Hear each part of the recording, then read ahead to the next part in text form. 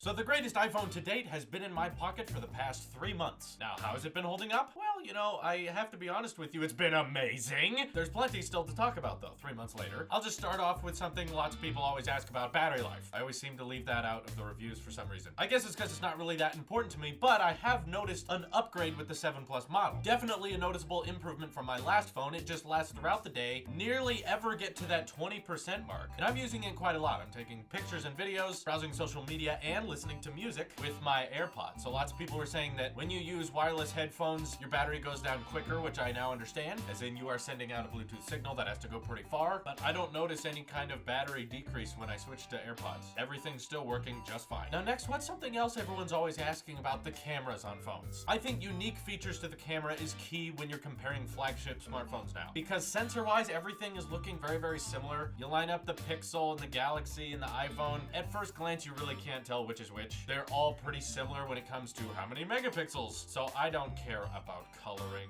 or HDR or lighting. You don't show a picture to your grandma and she goes, "Wow, that's a very good HDR photo." That's not something they care about or notice. So what I'm looking for is a noticeable difference. That's what you get with the dual camera on the 7 Plus. I've decided that with the dual camera, this is now a requirement on all smartphones I want to have now. It makes me confident to say that the iPhone is the best smartphone on the market. The photos you can pull off with that depth effect and portrait mode is incredible and unparalleled on the competition. You're talking about the Huawei P9. Stop. I get it. Okay, there's some people that do the same thing. Let me just talk about it for now, okay? This camera makes me not want to switch to any other phone. As in, if anyone tried to come at me with the Galaxy S8 or the Pixel 2 or whatever, if it didn't have a dual camera, I just would not be interested. I'd be like, no, I'm used to that now. I need those really cool depth shots, and I love being able to take video and zoom in and not lose any detail. I've gotten so used to that when recording videos. I'm always just cropping in so that I can get closer in on the action. I'm just so used to that now. It's second nature. I can never go back to just having one lens. So I really hope that the future flagships this year adopt that so that everyone can experience that true potential of having dual cameras. You know, I doubt this will happen, but I think it'd be really, really cool if they could move the dual camera to the smaller version, to iPhone 7s or 8, because it is really a feature I think everyone should have eventually. If you're paying top dollar for a smartphone, it should have a camera that's capable of this. And I've read reports saying that the dual camera is staying on the Plus, so I don't expect it to happen. I just hope that at some point in the future we decide that dual cameras can be on all smartphones. So overall, there's no other camera I would rather have on a phone. Oh yeah, and the front-facing camera's okay, I guess. That's the thing about selfies. You know, most people are just sending them on Snapchat. You don't need them to be highly pristine and high quality. If you're taking photos of your face with your phone, you obviously don't care that much about resolution anyway. I'm not afraid to say it.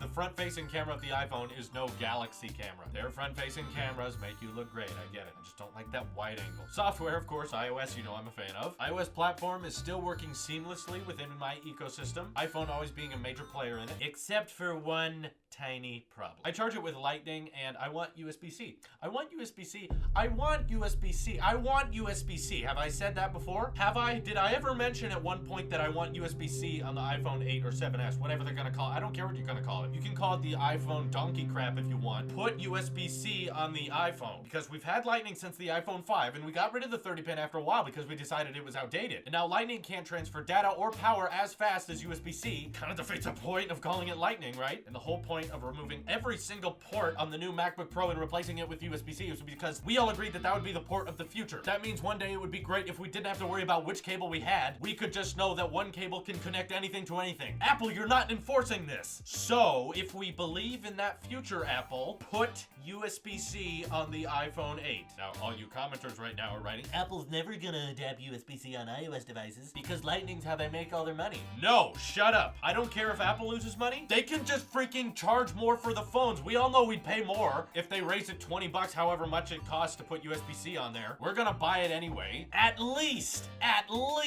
for some dumb reason, you can't put USB-C on the new iPads and iPhones this year. Maybe because it can't get thinner for some reason like that. When we have the chargers that the iPads and iPhones come with, let's make those chargers USB-C to Lightning. That way we don't have to buy all new cables and things could charge faster, not USB-A ports. ports. Why do we still sell these? They should be swapping out all of these chargers right now as we speak. On the Apple Watches, the iPads, the iPhones, the Apple TV remotes, the AirPods. If you're not going to adopt USB-C, at least adopt it in the charging brick. There's no reason you can't do that. Apple wants us all to switch to USB-C. They have to help discontinue the legacy of USB-A. There, okay, rant over, I'm sorry. I'm still very much used to the redesigned home button. That's not really a button. It doesn't confuse me at all, and I still feel like I'm really clicking. I'm actually that one person who keeps it at the lowest setting possible. I just think that might save battery life, I don't know. And I've switched to the 1 and the 2 and the 3 different taptic feedback levels before, and I just realized I don't notice it after a while. It's not something you think about. What it made me realize is that when we potentially might remove the home button on the iPhone 8, it won't be that bad because Apple has shown us that on the iPhone 7, you can have a button that's not really a button and still feel natural about it. So if on the iPhone 8, the display goes edge to edge all the way to the bottom, and the home button is just a round circle on the display, when you press that round button, you'll get the same taptic feedback and it won't really feel that much different from what we're doing right now. So that transition stage is gonna be perfectly fine, no worries here. Just excited for thinner bezels. And the idea that like the display goes all the way to the top and the bottom, that's gonna be neat. I guess I'll talk about no headphone jack because I refuse to talk about it in the actual review of this phone. I talked about it countless times last year, that's why I'm so sick of still talking about it. So the big question, have I run into problems with not having the headphone jack on the iPhone 7? Okay,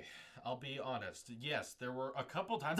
You believed me, didn't you? You think I'd actually have problems with that? After all those videos I made, God, you think I don't listen to my own advice? I laugh at your levels of gullibleness. It's a word, right? Yeah. For all of you guys who forgot, whenever there's an aux cord on that rare occasion, maybe I'm in someone else's car and I need to plug the aux cord into my phone, I use the lightning adapter that came with the iPhone. Oh, what if you lose it? I leave it in my wallet. It stays there all the time. It's very small. Losing that dongle would be like losing a credit card. It's not really gonna happen. It's in that little safe space, stays in my pocket. Don't even think about it. This is not a tough problem to overcome. I have several friends and family that bought the iPhone 7 that aren't really into tech. And out of curiosity, I would always ask them, what's life like without the headphone jack? And they would always go like this, yeah, it gets annoying sometimes when I can't plug the thing in. That's it. That's all they say. They get a little irritated for a little while. It doesn't really make them hate the phone. It doesn't make them want to switch to Android because they have the aux jack. I just think it was really sad that when the iPhone 7 came out, it had more features than most upgrades, and yet on every single headline, all people wanted to talk about was the removal of the headphone jack. No one wanted to talk about the camera, the speed, the waterproofing, stereo speakers, all kinds of new things that no one really wanted to discuss. They're just like, it won't work with your old headphones, isn't it terrible? That's sad to me. It's a great phone. Why do we have to obsess over something it doesn't have? But what if you want to listen to headphones while charging it? AirPods.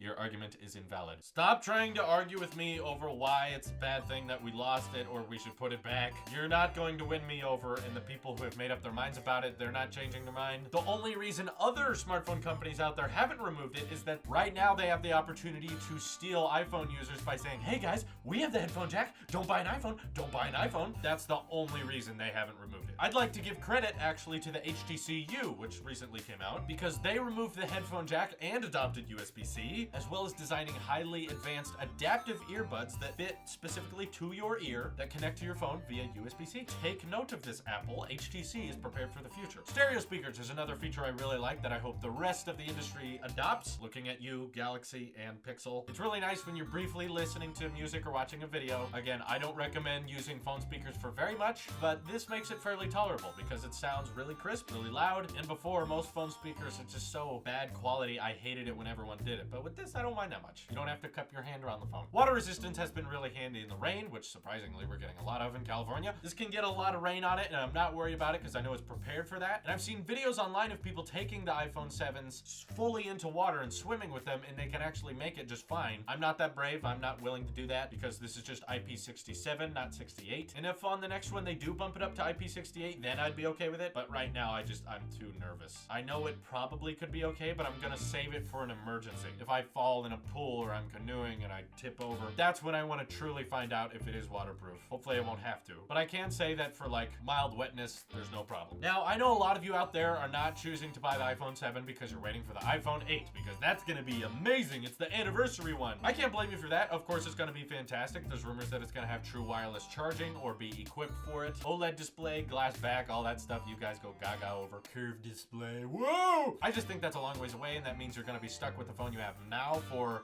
9 more months. If you're okay with that, then I can't tell you not to. But I'm just saying you can always say that waiting will give you a better product. As in, when you wait for the iPhone 8 to come out and get that, hey, you could have waited 12 months and the iPhone 9 is going to be way better. I mean, you can always wait. I'm just saying. iPhone 7, while it looks a lot like the 6, and that's what people are complaining about, it's not that much different. If you check out my full review of it from a few months ago, there are more changes between the 6S and the 7 upgrade than most iPhone upgrades have ever had. There was a lot added here, and I think it's the best package that you can currently buy. Samsung hasn't made the move yet on the Galaxy S8, although it's coming. Then we'll probably have a real competitor, but currently I think the 7 Plus is a steal. And yes, I'm biased. I'm an Apple sheep, so don't feel like you have to let me know about that. Definitely recommend it. After 3 months, I'm giving this phone an A+ for reaching my expectations and exceeding them with a few extra features like stereo speakers, something we weren't anticipating, as well as the really cool options that the dual camera provided that I had no idea you could do. That's the highest grade I can bestow on a product, so hopefully the iPhone 8 can also receive an A+ from me this September. This is your Apple Sheep here, and I will see you in the next one.